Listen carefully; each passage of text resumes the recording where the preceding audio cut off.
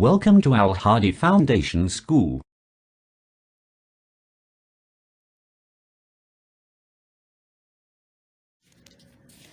Bismillahirrahmanirrahim. Amazing Science, Class 7. Unit number 11. Oscillations and Waves. In this chapter, we are going to learn about what is an oscillation, what is period and frequency, how can we measure period and frequency of an oscillation, what is an amplitude, and what are the different kinds of waves. Page number 102.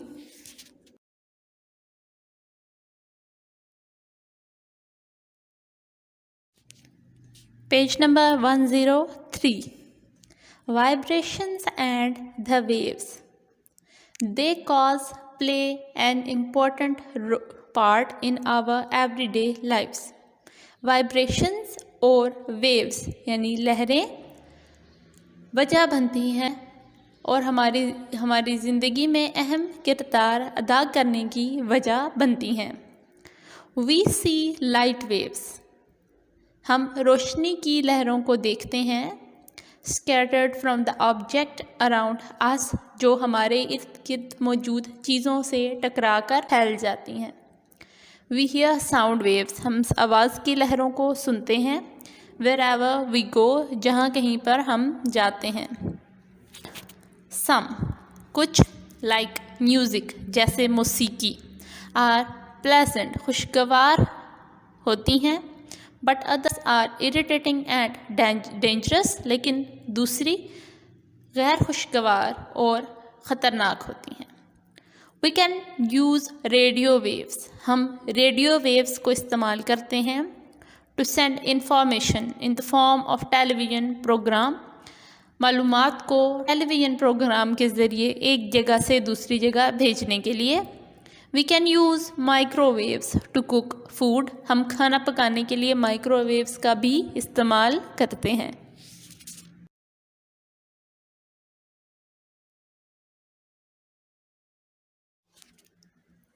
Page number 103. Oscillation, period and frequency. A child swings, moves backward and forward if it is pushed. एक झूले को अगर धिक्का दिया जाए, इसको धकेला जाए तो वो आगे पीछे हरकत करता है. A clock keeps good time. एक घड़ी पे वक्त सही रफ्तार से चलता है. Because the pendulum moves backward and forward regularly. क्योंकि घड़ी का पेंडुलम आगे पीछे एक बाकायदगी के साथ चल रहा होता है. Similarly, a mass on a spring will bounce up and down if it is pulled and then released. अगर एक स्प्रिंग के साथ वज़न को बांध दिया जाए और उसको नीचे खींचा जाए तो वो ऊपर नीचे बाकायदगी के साथ होगा जब उसको खींचा जाएगा.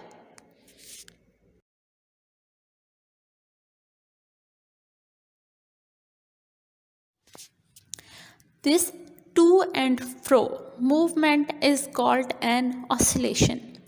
आगे पीछे की ये हरकत यानी पेंडुलम का आगे पीछे होना, झूले का आगे पीछे होना और स्प्रिंग का ऊपर नीचे होना, ये टू एंड फ्रो आगे पीछे की मूवमेंट ऑसिलेशन कहलाती है.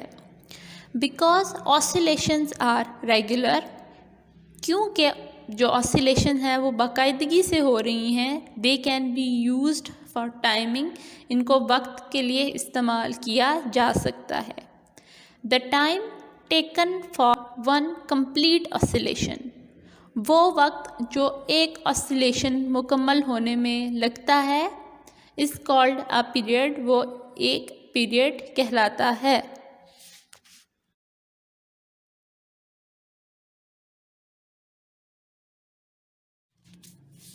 The number of oscillations that are completed in 1 second. वो oscillations जो एक सेकंड के दौरान मुकम्मल होती हैं, यानी oscillations की तादाद जो एक सेकंड के दौरान मुकम्मल हुई, is the frequency of the oscillation. oscillation की frequency कहलाती है. It can also be described as the number of waves passing every second. इसको हम यूँ भी कह सकते हैं कि एक सेकंड के अंदर कितनी लहरें गुजर रही हैं. A frequency of 100 Hz means that 100 waves are passing every second. 100 Hz frequency का मतलब ये होगा कि एक सेकंड के अंदर या हर सेकंड में 100 लहरें या 100 वेव्स गुजर रही हैं.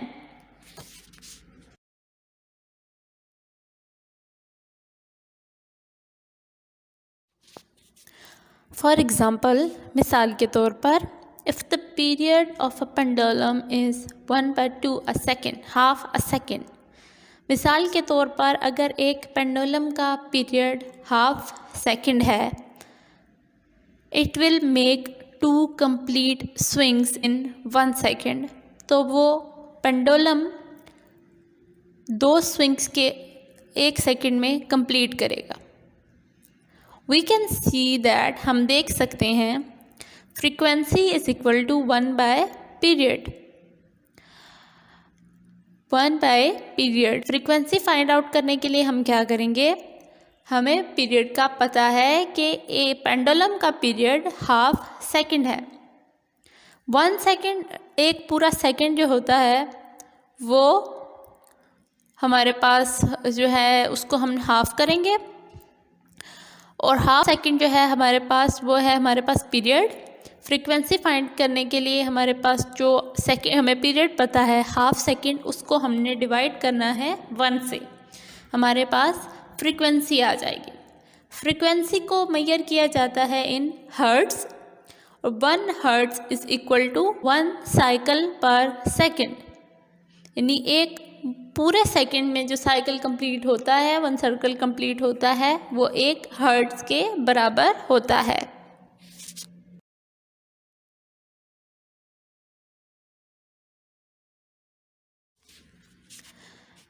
Page number 103, amplitude.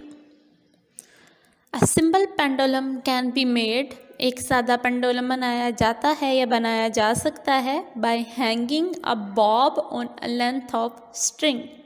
एक बॉब को रस्सी के या धागे के एक टुकड़े के साथ बांधकर. Pull the bob to one side and release it. Bob को एक साइड से पकड़कर उसकी जगह से हिलाएं और छोड़ दें. What do you observe? आप क्या देखेंगे या आप उसका जायज़ा लें कि अब उसमें क्या होता है, कैसे वो अपने अंदर तब्दीली लाता है.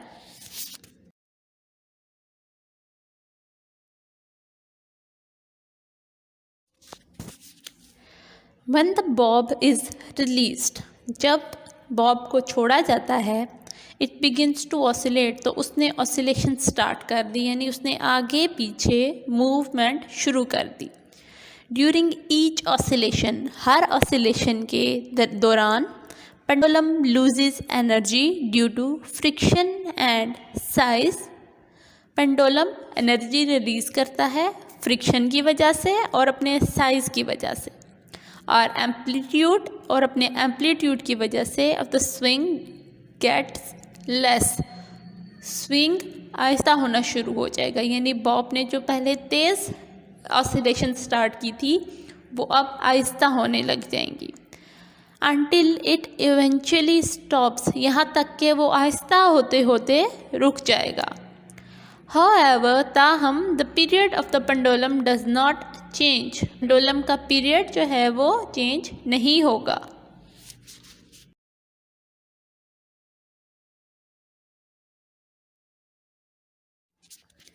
It is often difficult to time one oscillation as it is too fast. पहली ऑसिलेशन का टाइम नोट करना बहुत मुश्किल होगा क्योंकि वो बहुत ज़्यादा तेज़ होती है. So we can use a stop watch. इसलिए हम स्टॉप वॉच इस्तेमाल करते हैं टू टाइम अबाउट 20 ऑसिलेशंस. और स्टॉप वॉच का इस्तेमाल करते हुए हमने 20 ऑसिलेशंस का टाइम नोट कर लिया.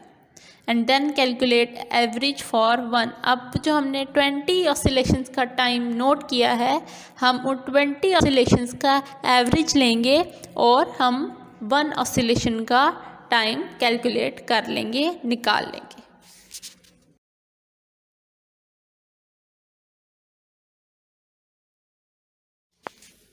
Page number 104, waves. Oscillations can be used to make waves. Oscillations को इस्तेमाल करते हुए हम waves या लहरें भी बना सकते हैं। For example, मिसाल के तौर पर, if one end of a rope is tied to a fixed object, रस्सी का एक सिरा एक जो फिक्स ऑब्जेक्ट के साथ, किसी ऐसी चीज़ के साथ बांध दिया जाए जो कि फिक्स है, अपनी जगह पे जुड़ी हुई है, and the other end is moved from side to side, और दूसरे हिस्से को हिलाया जाए, हरकत दी जाए, a wave can be seen moving along the rope, तो रस्सी के ऊपर एक लहर चलती हुई दिखाई देगी। Waves transfer energy from one place to another. Waves या लहरें एक हिस्से से या एक जगह से दूसरी जगह तक एनर्जी ट्रांसफ़र करती हैं।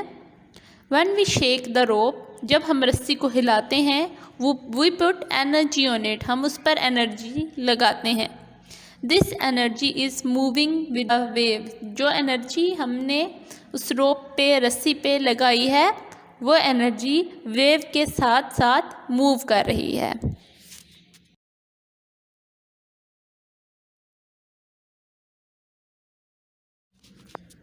वेव्स कैन बी ट्रांसवर्स्ड और लॉन्गिट्यूडनल। वेव्स ट्रांसवर्स वेव्स भी हो सकती हैं या लॉन्गिट्यूडनल वेव्स भी हो सकती हैं। Transverse waves are produced when the oscillation is from side to side at right angles to the direction in which the wave travel. अगर oscillation एक दूसरे के साथ साथ या सामने सामने एक बिल्कुल एक ही एंगल पर होंगी और एक ही एंगल पे वो ट्रैवल कर रही होंगी, तो ट्रांसवर्स वेव्स प्रोड्यूस होंगी।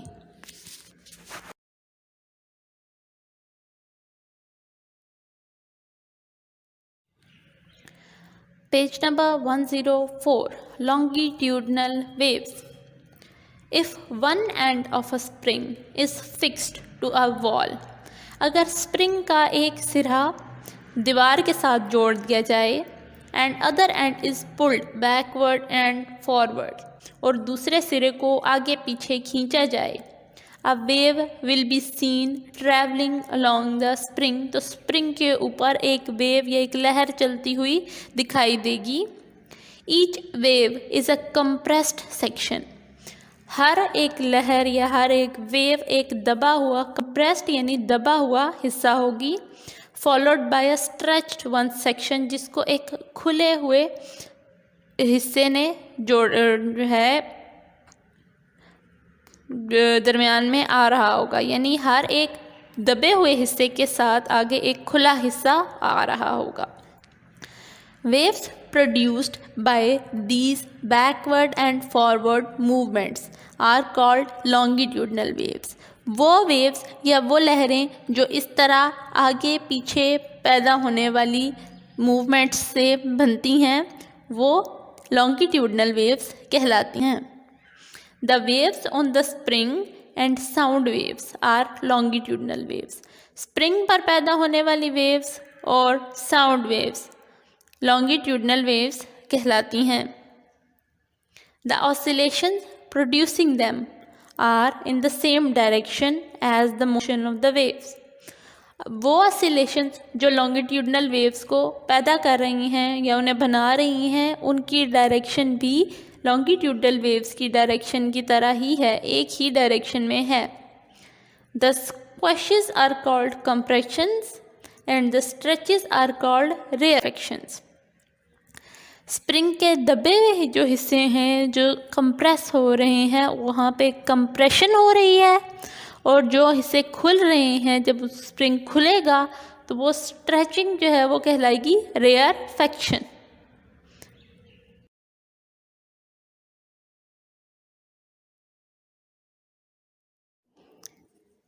पेज नंबर 104 डिस्क्राइबिंग वेव्स, लहरों की वजाहत।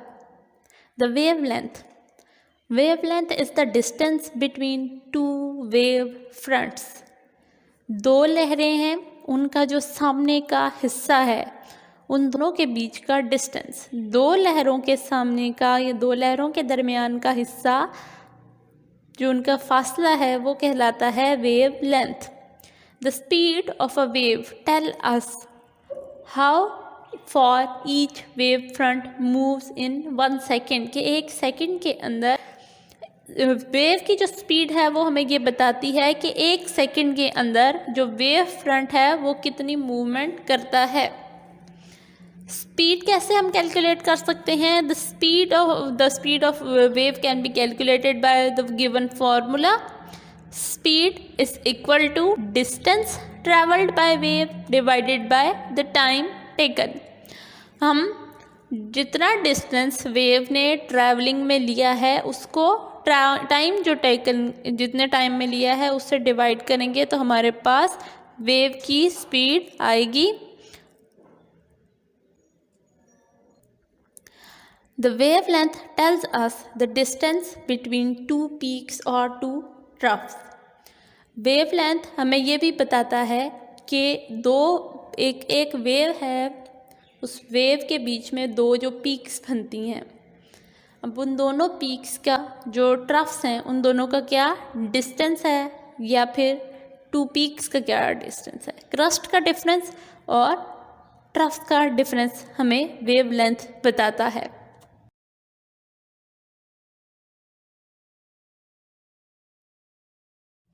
Page number 105 frequency and pitch. Different frequencies sound different to the ear. हर आवाज़ जिसकी मुख्तलिफ फ्रीक्वेंसी होती है वो कान में मुख्तलिफ सुनाई देती है। मुख्तलिफ फ्रीक्वेंसी वाली साउंड कान को मुख्तलिफ आवाज़ के तौर पर सुनाई देती है। We hear high frequencies as high notes. High frequency वाली आवाज़ें हमें हाई नोट के तौर पर सुनाई देती हैं। They have a high pitch, इनकी पिच भी हाई होती है।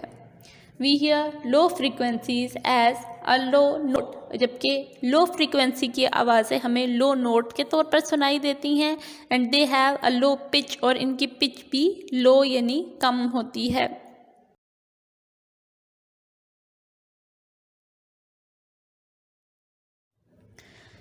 Page number 105 characteristics of sound, आवाज़ की खुसूसियात।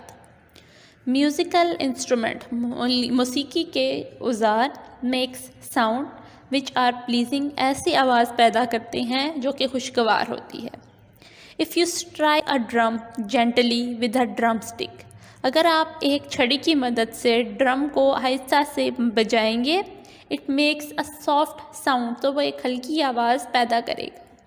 If you strike the drum harder, अगर आप ड्रम को ज़ोर से मारेंगे, you here a loud sound, आपको एक ऊंची आवाज़ सुनाई देगी। The loudness of sound depends on the amplitude of the vibrating body. आवाज़ कितनी ज़्यादा ऊंची होगी ये इस बात पे मुनहसिर है कि जो जिस्म है यानी जो वाइब्रेटिंग बॉडी है, ड्रम है, वो उसका एम्पलीट्यूड कितना ज़्यादा है। If the amplitude is large, अगर एम्पलीट्यूड बड़ा होगा, a loud sound will be heard, तो ऊंची आवाज़ सुनाई देगी। The loudness of sound also depends on the surface area of the vibrating body. आवाज़ कितनी ज़्यादा ऊंची होगी ये इस चीज़ पर भी मुनहसिर करता है कि जो वाइब्रेटिंग बॉडी है उसका साइज़ कितना है, उसका सरफेस एरिया कितना है, यानी वो साइज़ में कितनी बड़ी है। A small drum will produce soft sound than a bigger one, एक छोटा ड्रम आहिस्ता आवाज़ पैदा करेगा जबकि एक बड़ा ड्रम ऊंची और ज़्यादा आवाज़ पैदा करेगा।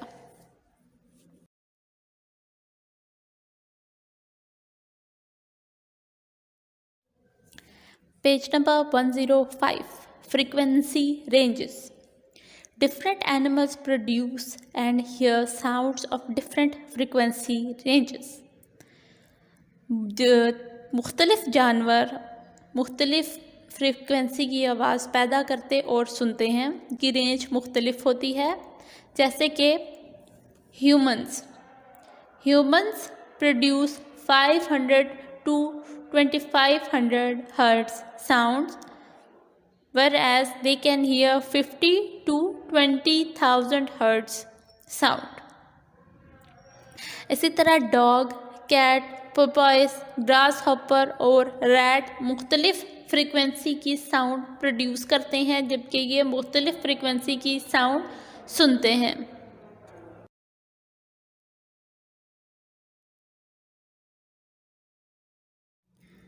Page number 106. Applications of sound in daily life. We use many different kinds of electrical appliances in our everyday activities. हम अपने हर रोज़मर्रा के कामों के लिए मुख्तलिफ चीज़ों का इस्तेमाल करते हैं जो कि बिजली से चलती हैं, which have something to do with sound, जिनका किसी न किसी तरह से आवाज़ से लेना देना होता है.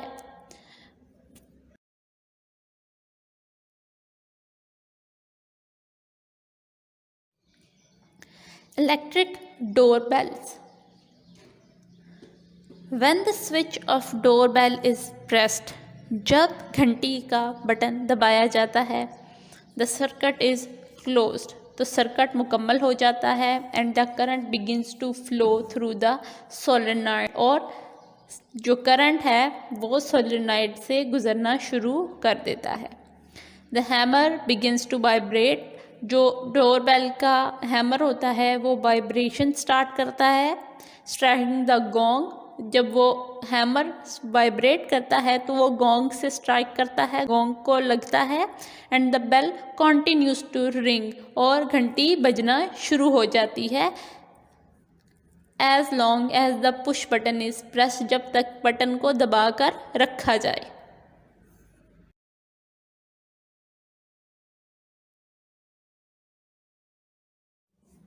Electric sirens. An electric siren works by connecting the wires to the siren. एक बिजली से चलने वाला सायरन, इलेक्ट्रिक सायरन, काम करता है जब सायरन को बिजली की तारों के साथ जोड़ा जाता है. The current flows through a small speaker or an impeller. Current एक छोटे से स्पीकर या इम्पेलर से गुजरता है. Having a cover with holes in it, जिस पर एक कवर चढ़ा होता है और उस स्पीकर या इम्पेलर पे कवर होता है और उस कवर में छोटे छोटे सुराख होते हैं.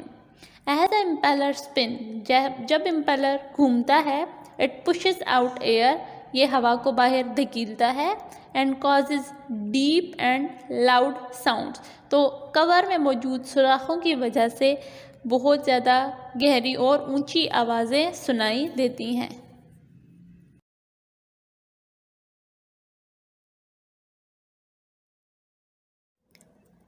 Telephones. A telephone has vibrating parts. एक टेलीफोन के वाइब्रेटिंग पार्ट्स होते हैं, ये मुख्तलिफ हिस्से होते हैं जो वाइब्रेट करते हैं.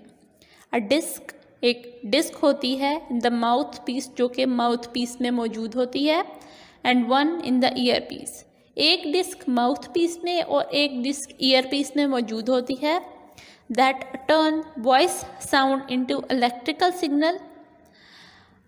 वो डिस्क क्या करती है कि आवाज़ को, जो साउंड वॉइस होती है हमारी, उसको इलेक्ट्रिकल सिग्नल में कन्वर्ट करती है. वो ट्रैवल करती हैं अलोंग द टेलीफोन वायर्स, और वो दोबारा से जब ईयर पीस में मौजूद डिस्क में पहुंचती है तो उसको अगेन साउंड वेव्स में कन्वर्ट करती है ताकि वो सुनाई दे सके.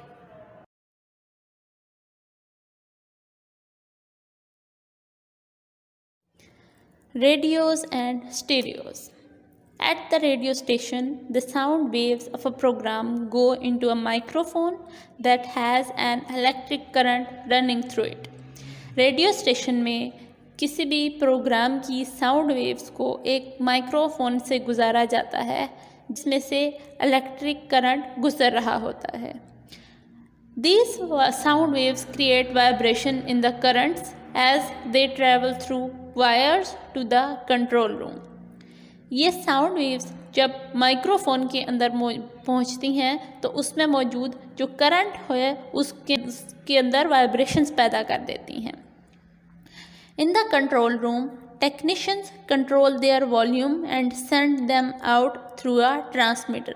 कंट्रोल रूम में मौजूद टेक्नीशियंस अब उस करंट में मौजूद साउंड वेव्स को कंट्रोल करते हैं, उनका वॉल्यूम कंट्रोल करके ट्रांसमीटर के थ्रू वो साउंड वेव्स सेंड कर देते हैं. An antenna on the transmitter sent these electrical waves out through the air as radio waves. Transmitter के ऊपर मौजूद एंटीना इन सब वेव्स को इलेक्ट्रिकल वेव्स की फॉर्म में हवा में भेज देता है जो कि रेडियो वेव्स कहलाती हैं.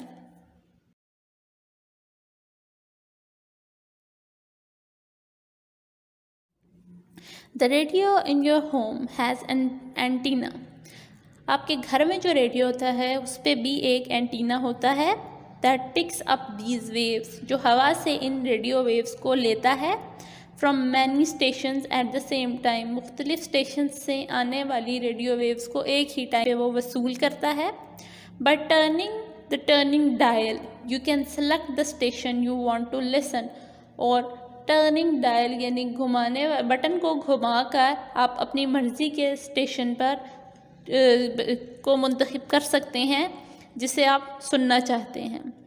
इन अ स्टेरियो, एक स्टेरियो में the signal go through a series of amplifier to make the signal larger.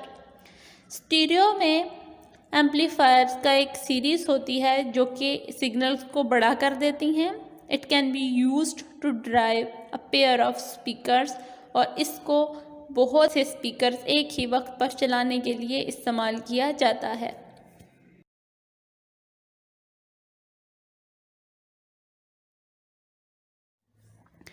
Television.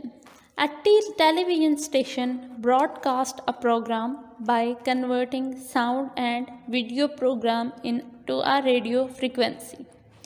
एक टेलीविज़न स्टेशन अपना एक प्रोग्राम टीवी पर चलाता है साउंड और वीडियो प्रोग्राम्स को रेडियो फ्रीक्वेंसी के मुताबिक सेट करके. Television set receives 3 signals.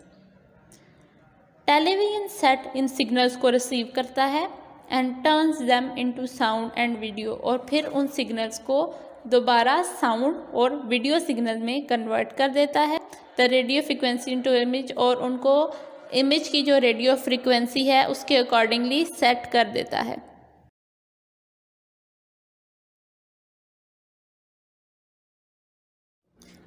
Smoke detectors. All smoke detectors consist of 2 basic parts. तमाम किस्म के स्मोक डिटेक्टर्स 2 हिस्सों पर मुश्तमिल होते हैं. ये 2 हिस्सों से मिलकर बने होते हैं. अ सेंसर, एक सेंसर होता है टू सेंस द स्मोक, जो कि धुएं को या स्मोक को सेंस करता है. And a very loud electric horn, और एक बहुत ही ऊंचा बिजली से चलने वाला horn to wake up people in case of fire, ताकि अगर आग लग जाए या आग लगने की सूरत में लोग अगर सो रहे हों तो उनको जगाया जा सके.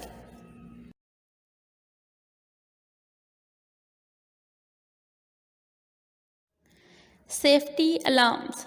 Safety alarms are electric alarms. Safety alarms electric alarms होते हैं which are used to indicate the opening of a door or window or detect motion using infrared waves. ये ऐसे अलार्म्स होते हैं जिनको इस्तेमाल किया जाता है दरवाज़े या खिड़की के खुलने की सूरत में या किसी हरकत की सूरत में. इंफ्रारेड वेव्स को इस्तेमाल करते हुए ये इन चीज़ों की निशानदही की जाती है कि क्या चीज़ खोली गई है या बंद की गई है. These types of sensors are designed for indoor use. इस तरह के सेंसर्स को अंदर घरों के अंदर इस्तेमाल करने के लिए बनाया गया है.